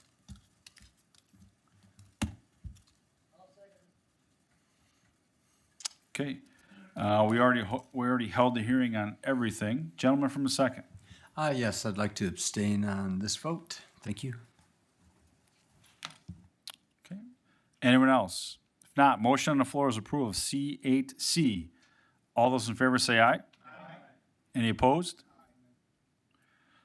2 nays, and the gentleman from the 2nd abstained on C. Please continue. C9, application of Martin O. Kraus, 8521 Sheridan Road for a scrap salvage dealer license to be effective May 1, 2026, with no adverse recommendations from the police department. Gentleman from the 10th. I make a motion to approve subject to occupancy permit, and I'm a meeting with Alderperson Rosenberg, which I do believe happened, Mr. Mayor. Okay. Moving to second. At this time, we'll open up to a hearing. Anyone here to speak on item C9? Anyone here to speak on item C9? Anyone here to speak? Seeing none, close the hearing. Gentleman from the 9th. Yes, thank you, Mr. Mayor. I did have a meeting with the current owner and the prospective new owners, voiced my concerns.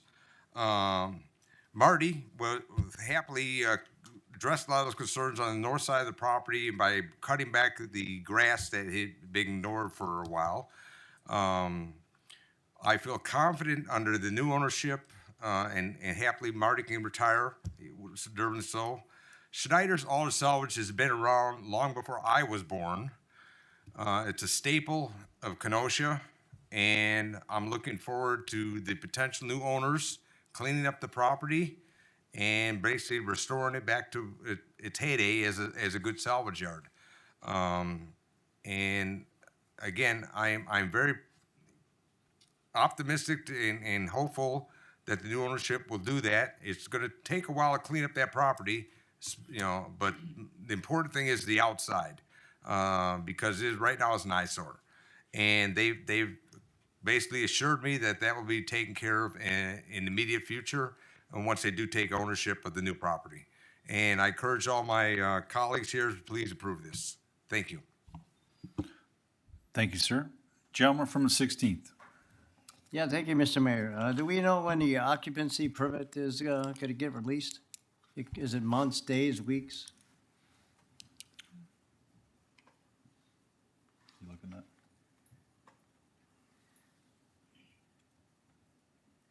Mr. Morris, you no idea?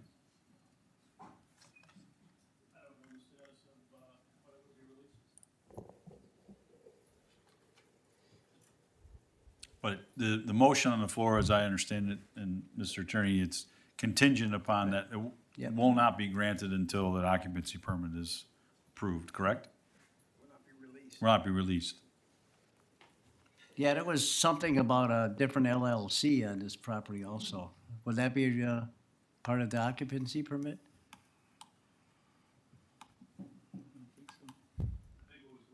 The committee level was the gentleman had filled out the application in his name, yet he had a LLC number. Again, I don't know who the new occupant is going to be, so. But I think that was the question at the committee level, was he applied under his name versus the LLC. That's all I got, thanks. Thank you, sir. Gentleman from the first. Thank you, Your Honor. So I'll be supporting this. I just, out of curiosity, we grant licenses subject to hold all the time.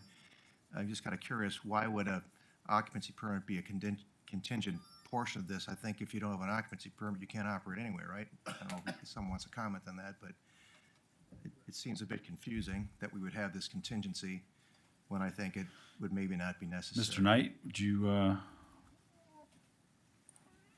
I think the alderman's right. Frequently, in chapter 1, there is a code section that talks about granting licenses subject to different sorts of holds, forfeitures, occupancy, all sorts of different things. I was not at the meeting when this was discussed. I think specifically the issue of the occupancy came up as a result of the application being in the gentleman's name versus his business entity. And again, I can't speak to the discussion, but my suspicion is in order to make the applicant acutely aware, I suspect the committee probably made that as part of their motion specifically in this particular circumstance. And I have no problem with that, stressing, emphasize that point, putting it on the record, but I just want to make sure people understand that this is not a unique circumstance that we would have to ask for this in the future. It's typically part of the system, according to what you just stated. Thank you very much. I yield the floor. thank you, sir. Gentleman from the ninth again. Yes, just to clarify, what we're proving here basically is for Marty basically is annual scrap salvage dealer license, which he has applied to maintain the business. Once the new owners buy the property from him, his license will not be transferred to the new owners. They have to apply for their own license, and I made that point very, to the potential new owners this afternoon in the meeting we had at the site. Again, this is just basically to keep the business open until a sale can be made to the new owners. And that's, again, please approve this. Thank you. Thank you, sir. Gentleman from the third. Thank you, Your Honor. I will be supporting the alderman of the district on this, but people are talking about contingent upon an occupancy permit. Obviously, I would think that there was a conditional use permit that was in effect to allow, the salvage yard to operate all these years, number one. And number two, if they have one, maybe they were grandfathered in, they didn't go through the process, but if they have a conditional use permit, my understanding is that exists along with the property until the conditional use permit is removed. I mean, and that's usually a very arduous process. So even if the ownership of the business changes, the conditional use permit would remain with the property. Am I correct, Mr. Attorney? That's true, but that's not, I don't know that those are the same issues. Okay.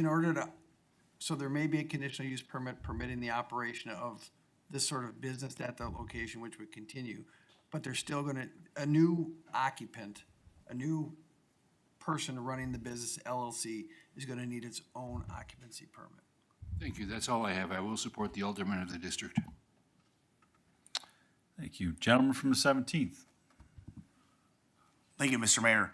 I will also be supporting my colleague from the district, 9th district, but some of my concerns are, I did watch the license and permit meeting on April 13th. It was on record, there was a bunch of complaints from residents because of the unsightly debris and the property. None of those people are here to speak. Marty's not here to speak. So I do have a lot of concerns on that. And also, the alderman from the 9th said it was contingent on him cleaning up his property. Is that written down anywhere, or is there any follow-up on that, or is it just, a gentleman's handshake deal to get this approved, and then they'll clean it up afterwards, and how long will it take for them to clean it up? But I am going to support it. Thank you. Thank you, sir. Anyone else? If not, motion on the floor is approval of item C9. All those in favor say aye. Any opposed? Motion carries. C10, renewal application of Gatormson Recreation Corporation for an amusement and recreation enterprise license located at 5411 Green Bay Road. Gentleman from the 10th. Thank you, Mr. Mayor. I make a motion to approve C10 through C14 after being read in any necessary applicant hearings. C10 through C11 after being read in any necessary applicant hearings.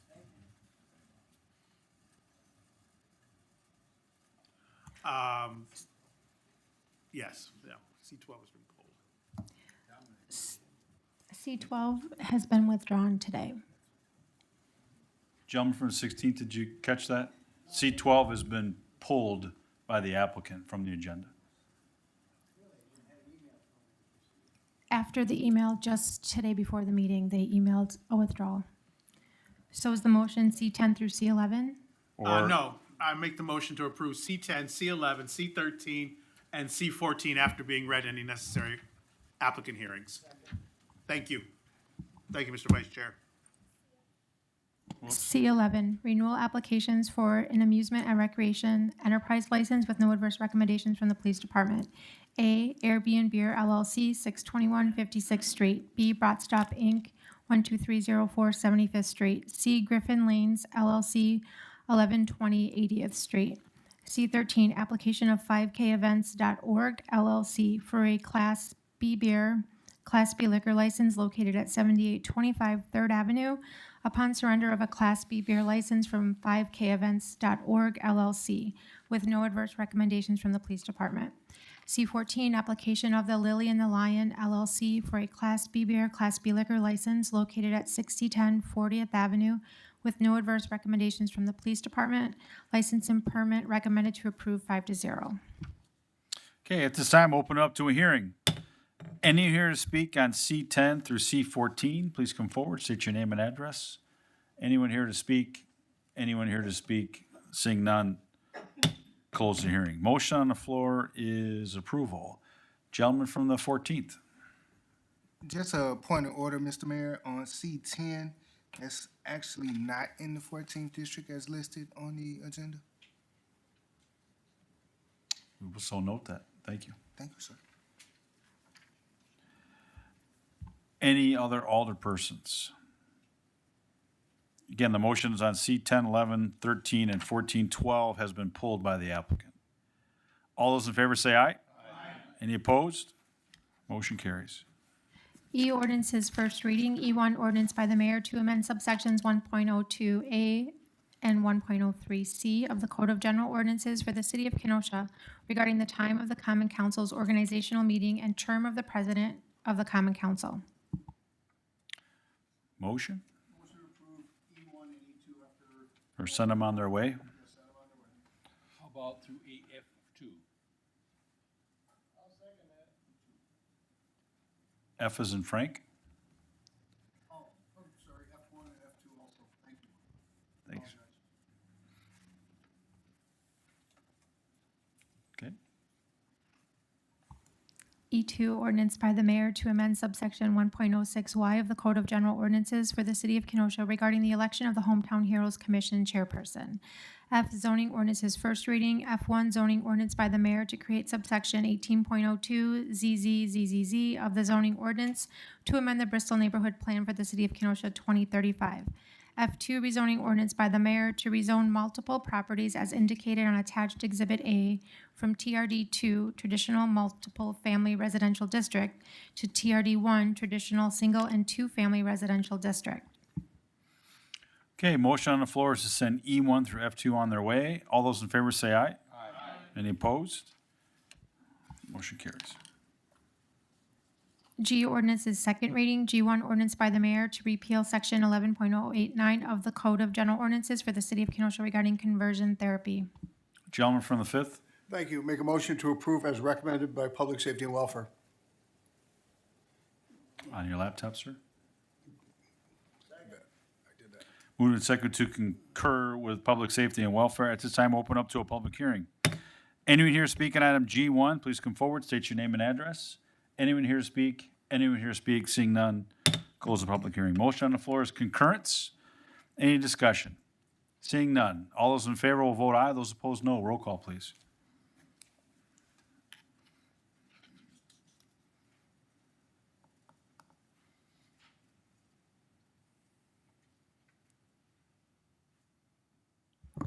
Alderperson Kennedy has left the meeting. Motion carries 16-0.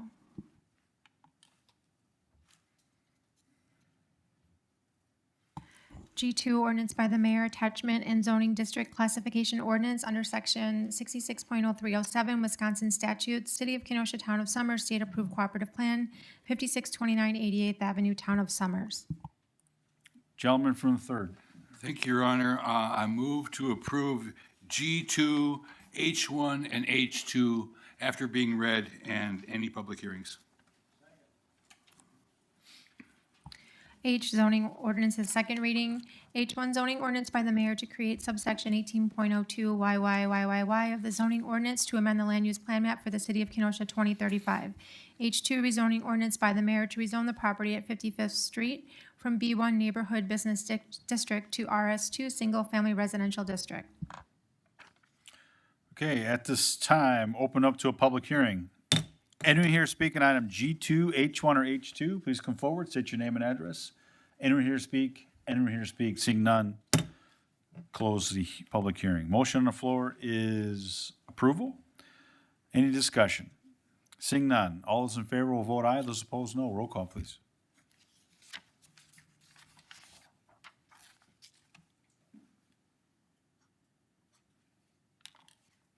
Motion carries 16-0. I, resolutions. I-1, resolutions by the Finance Committee to levy special charges. A, grass and weed cutting, $3,180.62. B, property maintenance reinspection fees, $9,154. C, building and zoning reinspection fees, $1,380. Finance recommended to approve 6-0. Gentleman from the 13th. Thank you, Your Honor. I move to concur with the Finance Committee recommendations to approve items I-1 through I-10 after being read and any necessary hearing.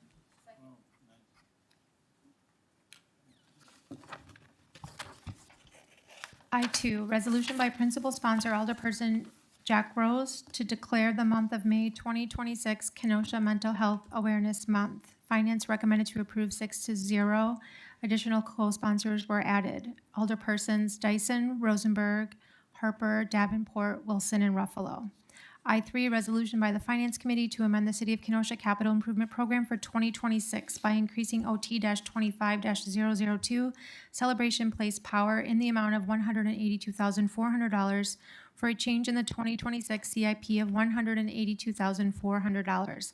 Finance recommended to approve 6-0.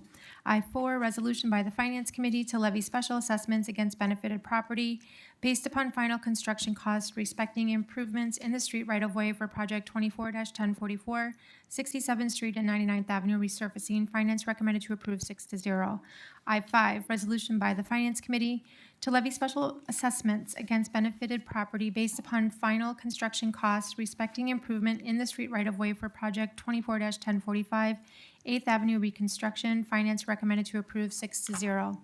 I-6, resolution by the Finance Committee to levy special assessments against benefited property based upon final construction costs respecting improvements in the street right-of-way for Project 24-1046, 38th Avenue resurfacing. Finance recommended to approve 6-0. I-7, resolution by the Finance Committee to levy special assessments against benefited property based upon final construction costs respecting improvements in the street right-of-way for Project 25-1042, 34th Avenue resurfacing. Finance recommended to approve 6-0. I-8, resolution by the Finance Committee to levy special assessments against benefited property based upon final construction costs respecting improvements in the street right-of-way for Project 25-1207, Sidewalk and Curb Gutter Program North. Finance recommended to approve 6-0. I-9, resolution by the Finance Committee to levy special assessments against benefited property based upon final construction costs respecting improvements in the street right-of-way for Project 25-1208, Sidewalk and Curb Gutter Program South. Finance recommended to approve 6-0.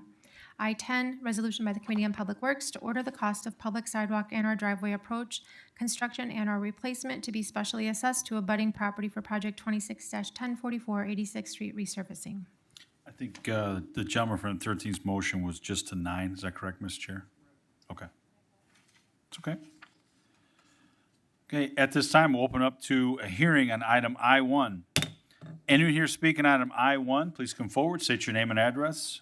Anyone here speak, seeing none, close the hearing. Motion on the floor is or concurrence. Gentleman from the 15th. Thank you, Mr. Mayor. Request everybody's support on our declaration of Kenosha Mental Health Awareness Month.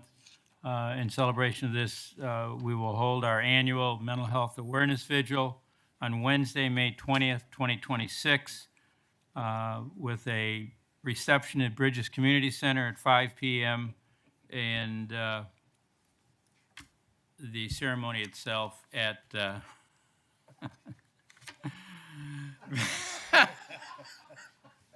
I'm in the bunker. And the event will be held at Civic Center Park at 6 p.m. So I recommend everybody's approval on that. As far as what's going on with NAMI and mental health in our community, it was recently announced that starting the conversation, connecting veterans, PTSD, and your officers, meaning police officers, on a path of wellness has been accepted for the CIT International 2026 Conference in Orlando, August 10th through the 12th. And that has been put together by Nick Greco from our CIT and CIP team, and also Officer Luke Hoffman from the Kenosha Police Department. Recently, we've completed our latest CIT with 26 officers in it, and to date we have completed 453 officers in CIT training. We've also completed 1,213 civilians through our two-day CIP, Crisis Intervention Partner Course, and we're expecting 30 more in our next training on April 30th. And we've also completed 151 officers in our advanced CIT support. So I look for everybody's support in this resolution for Mental Health Awareness Month. Thank you. Thank you, sir. And gentleman from the 7th.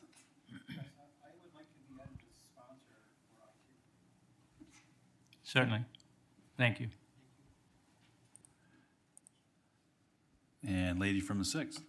With permission, I'd like to be added as a co-sponsor as well. Certainly. Thank you. Gentleman from the 11th. With permission, I'd like to be added to I-2. Thank you, sir. Gentleman from the 3rd. Thank you, Your Honor. I'd like to be also, with permission, to be added as a co-sponsor on I-2, this being our last opportunity to co-sponsor with the sponsor of this resolution. Thank you, sir. Lady from the 8th. Yes, with permission, I'd also like to be added as a co-sponsor in I-2. And gentleman from the 2nd. Yes, with permission of the sponsor, I'd like to be added as a co-sponsor as well. Thank you. Thank you, sir.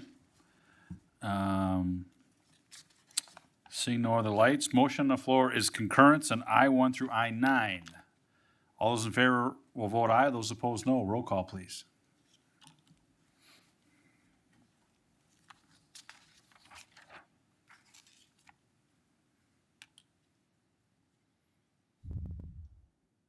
Motion carries 17-0.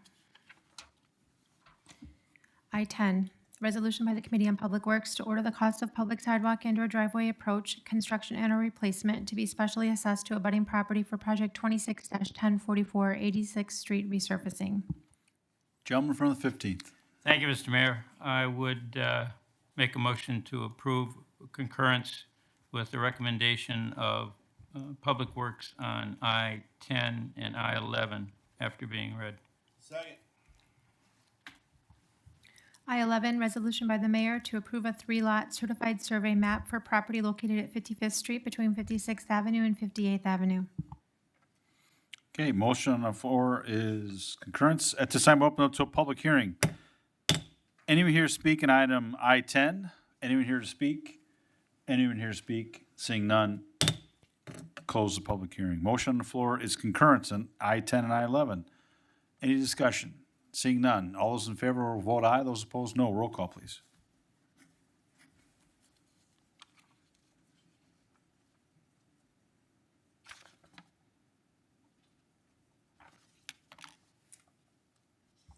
Alderperson Ruffalo.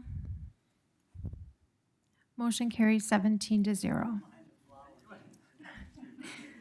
I-12, resolution by the mayor to amend the official map for the city of Kenosha, Wisconsin to include the attachment of 5629 88th Avenue in the town of Summers, Kenosha County, Wisconsin, in accordance with the approved City of Kenosha Town of Summers Cooperative Plan under Section 66.0307 of the Wisconsin statutes.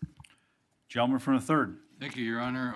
Move to approve, actually concur with the committee recommendation to approve I-12 and I-13 after being read and necessary public hearing. I-13, resolution by the mayor to amend condition number 14 of resolution number 152-25 to grant an additional 6-month extension for the recording of a 3-lot certified survey map for property at 55th Street between 47th Avenue and 52nd Avenue. Okay, at this time, we'll open it up to a public hearing. Anyone here speaking item I-12, please come forward, state your name and address. Anyone here to speak? Anyone here to speak? Seeing none, close the public hearing. Motion on the floor is concurrence on I-12 and I-13. Any discussion? Seeing none, all those in favor will vote aye, those opposed no. Roll call, please.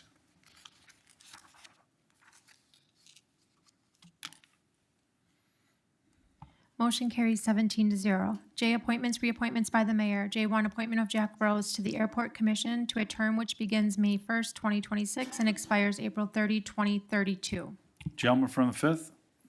Thank you, Your Honor. About a week ago, Alderman Rose came up to me and asked me, since I'm the chairman of the Airport Commission, came up to me and asked if he could be on my commission. I said, man, I don't know if you're qualified, got to see your credentials.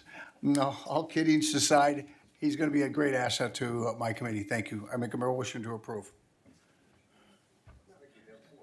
Yes, exactly. It's been moved and seconded to approve. Anybody need to see a resume? Seeing none, all those in favor will vote aye, those opposed no. Roll call, please.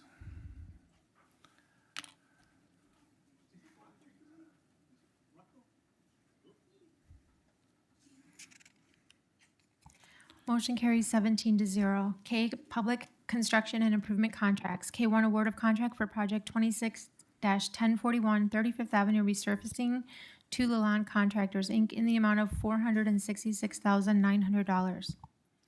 Gentleman from the 15th. Thank you, Mr. Mayor.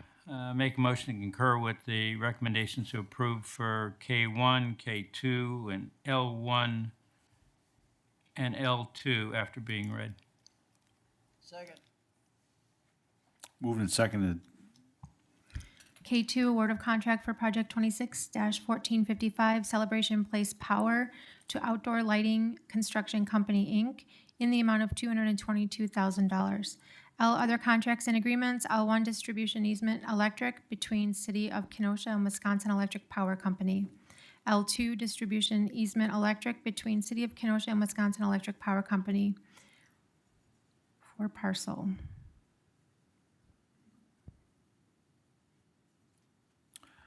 Okay, at this time, motion on the floor is concurrence. Any discussion? Seeing none, all those in favor will vote aye, those opposed no. Roll call, please.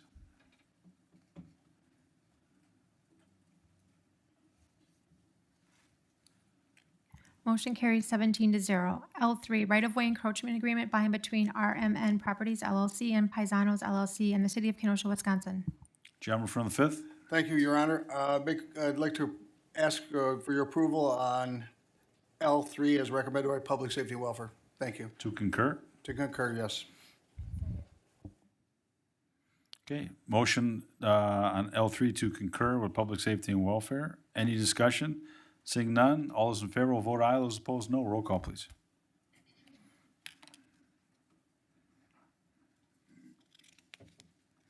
Motion carries 17-0. L4, amendment to lender services agreement by and between the City of Kenosha and State Bank of the Lakes for the administration of the Home Kenosha Affordable Living Neighborhood Revival Program. Finance recommended to approve 6-0. L5, Fourth Amendment to Agreement between Torsen Builders and Properties LLC and the City of Kenosha. Finance recommended to approve 6-0. L6, Contract Agreement between the City of Kenosha and Von Bryson and Roper SC for rewriting the city zoning and sign ordinances. Finance recommended to approve 6-0. I guess I'm just going ahead without a motion. I was just letting you, I was gonna let you go and. Sorry. Anticipation, excellent anticipation. Gentleman from the 13th, would you like to say anything, sir? Yes, I'd like to move concurrence on L4 through M1 after being read. I thought so. Should we read those? No. Recommendations from the Committee on Finance. M1 disbursement record number 6, $7,137,330.89. Finance recommended to approve 6-0. Well, now that all of those items have been read, any discussion? Motion on the floor is concurrent. All those in favor will vote aye. Those opposed, no. Roll call, please.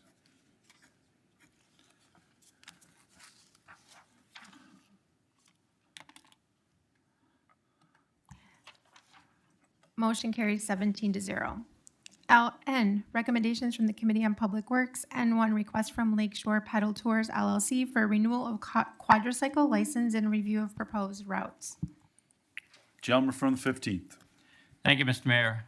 Make a motion to concur with the recommendation to approve Public Works on N1, and I bid you adieu. Moved and seconded to concur with Public Works on item N1. Any discussion? Seeing none. All those in favor will vote aye. Those opposed, no. Roll call, please.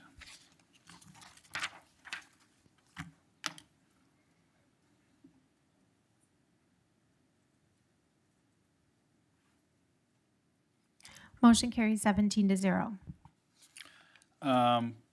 Mayor's comments, I won't belabor any of the additional comments that I said earlier tonight, but I again want to wish all the best to our two good friends who will be, I will say au revoir, because you are not going away. You're still going to be in here, and I know you're still going to be connected. For the rest of you, tomorrow night, you should have all received your invitation for tomorrow night's swearing in. We are going to do things a little bit different. We are going to have some little reception. Pictures will be done a little differently, and a couple other little things. So, again, all of your families and friends are all invited.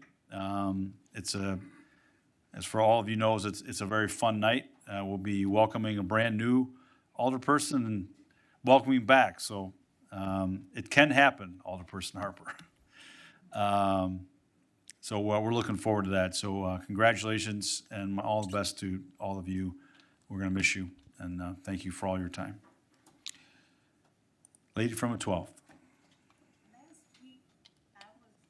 Is your mic on? It shows it's on here. Let's try it again.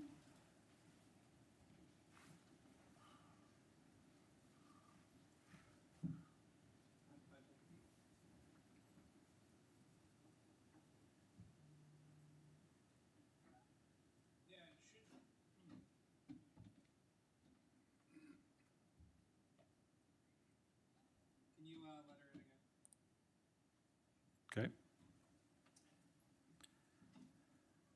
Can she just speak from Alderperson Pazales? Okay, perfect. How about that? Okay. Last week, I was able to take a tour of the Kenosha Airport, and Corey did a wonderful job of showing me around. I was able to meet with Andrew, Andy, and Juan up in the towers, and they explained a lot of things. And while I was there, I was able to see a planned lane and see them in the tower doing their work. Doug, who does the grounds maintenance, he does a wonderful job of cleaning up around there. I forgot the secretary's name, but she did a wonderful job of welcoming me, and she allowed me to stand around and just look around while I was waiting for Corey to come from his second office. And I am encouraging everyone to please go out there and tour and see the runway that we approved last year, because that runway, it is wonderful. and he'll show you around, and you'll be able to see all of the equipment that they use to keep the runways clean. And it's just an awesome place. So I encourage all of you all to go out there and take a tour. Thank you. Chairman from the 10th. Thank you, Mr. Mayor. First of all, I want to start off with, again, just thanks to the Kenosha employees and the Kenosha Water Utility employees who have been responding to our storm and weather situations. This has been ongoing, and I just want to offer my personal thanks for their dedication to the job. I just kind of want to go a little aside here in reference to water. Someone said, I don't hear you speak. I don't hear you say anything against. We come here every day, and I think the person said exactly, I feel deflated. Do not want to feel ignored. I'm going to tell you that we take Lake Michigan very seriously in this community. And I would challenge, and I would be more than willing to host any person who wants to talk to the water utility and see the dedication they have to providing clean water to our community. I've often said this, for some people in the water utility, it's not a job, it is a mission. I would challenge you to find someone in the water utility who did not take their job not only serious, but have such a high devotion to it. We are not going to destroy Lake Michigan. I am not going to sit here and allow one of our most precious resources that feeds my community, feeds my family. I'm not going to allow that to happen. To continue to say that we would be bought off for $9 million a year to destroy the resource that makes one of the resources that makes our community unique is an insult. And I understand the passions behind some of the discussion here, but I really, really want you to have a discussion or have an understanding of some of the things that make this community special. One of the things in the crown jewels of Kenosha is the Kenosha Water Utility and their employees. Okay, moving on. Jack Rose. It's been an honor to serve with you, sir. I have been so impressed with your ability to be level-headed and calm when others are losing their head. I've been very impressed by your ability to understand the minutia of this job. And for a Navy guy, you did a pretty good job. I say that as a United States Army person. I've been very impressed. Mr. Kenny Harper, I am so proud of the work that you've done. We had a conversation a few years ago, and I am so very impressed with the work that you've done, and I am so looking forward to you coming back in any capacity whatsoever to serve our city. Sometimes people come to this job with a preconceived notion. We're going to clean up City Hall. We're going to clean up the corruption. And if you come with that mindset and that attitude, you're going to be very, very disappointed. I've often said that you come to this job and you think it's the West Wing, and it really is like C-SPAN. And Mr. Harper, Alderperson Harper, came to this job not with that mindset of, I'm going to fix things, but he came with the mindset, I'm going to learn. And upon learning, use that to serve his constituents and serve our community. So in whatever capacity you serve our community, I'll be looking forward to it. My next comment is something I promised my number one constituent, Artis Mahone.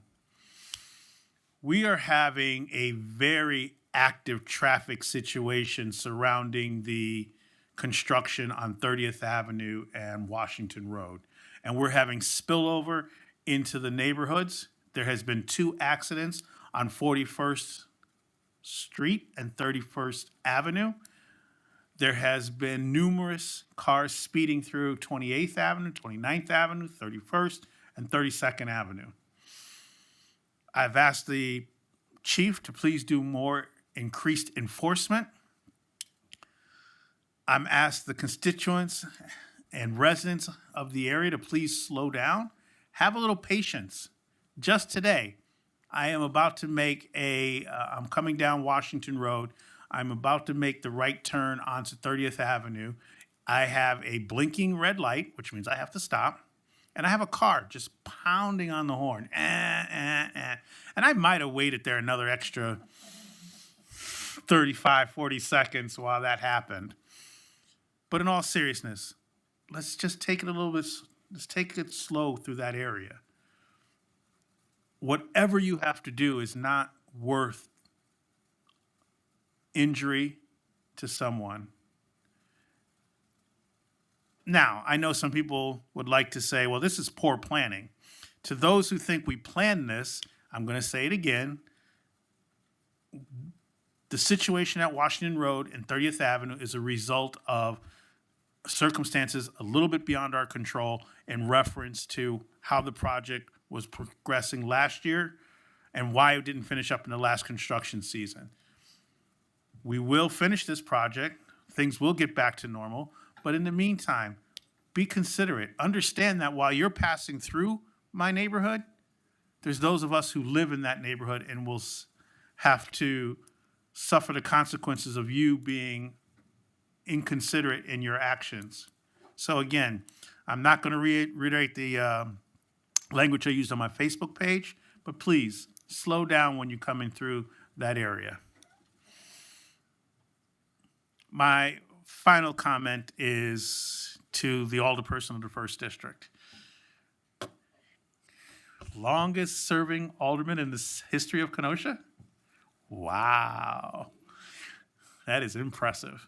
In all seriousness, though, for those who don't know, for those coming in, Alderperson Haugard has always been a resource to ask questions, to share knowledge, to give an understanding of how we got here, what it was like before. That institutional knowledge, as the mayor said, is incredible. And that I often say to people, if you want to reach me, go to the city website, look for the most handsome alderman there. That's Eric Haugard. I'm the one beneath him. I am looking forward to continue to serve with you, sir. Thank you.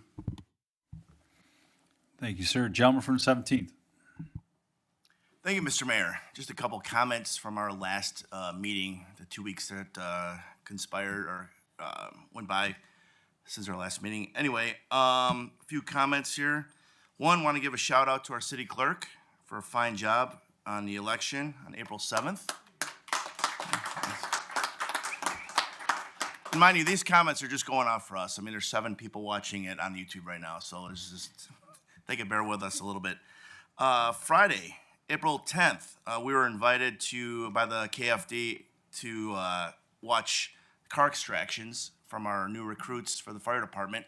Very interesting, very educational. Just it warms the heart to see the new recruits coming in to fill the spots to help our city stay safe for any fire or medical first responder issues coming up with that. And then we had a little tragedy 2 days later. Some good friends of mine, Lori and Steve, had their business burned down, the Kenosha Beer Gardens. So we warm our hearts for that. We had a couple of fundraisers this weekend. It really it makes my heart go out, the love and support that we have for the community in Kenosha. And then finally, I want to say I'm going to miss my brothers here, the back row. We'll call it back row mafia. I don't want to put that out there, but Jack, you've been a great mentor to me. You know, we're going to miss you, and I thank you very much for that. And Kenny was also part of the class of 2024 with me. So we had some good banter. And for the last time, I want to echo those sentiments of the guy from the 14th district. And then finally, I want to be the first one on record to wish our beloved mayor happy birthday, which is tomorrow. So I didn't want to let the cat out of the bag, but thank you very much. Thank you, sir. And Classified. gentleman from the 14th. So first of all, I hate to say it, and it's almost cliche, but I echo those sentiments of the gentleman from the 17th, because that's all I wanted was to wish our dear mayor an early happy birthday. And again, to thank you guys for a wonderful couple years. This has been fun, but like I've said, and I'll continue to say, you guys can't get rid of me that easy. So have a good night. Thank you all. It's much appreciated, but I only did the work that I was supposed to do, that you guys entrusted me to do.